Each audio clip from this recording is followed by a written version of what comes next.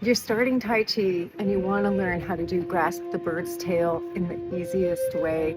Let me show you how to open the qua and it'll make everything else flow into place. As we begin, grasp the bird's tail, you're going to open and feel a gentle lift so you can open the qua and sink into it. Open and sink. And then shift your weight.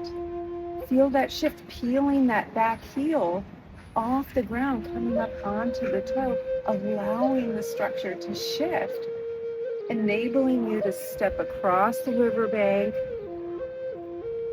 pulling back, pushing forward, rolling back.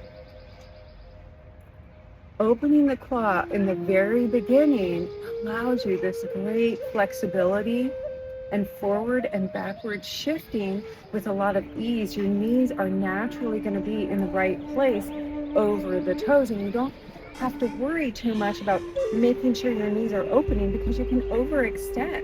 So if you open up the qua from the very beginning, you'll feel a very natural place to do your forward and backward shift.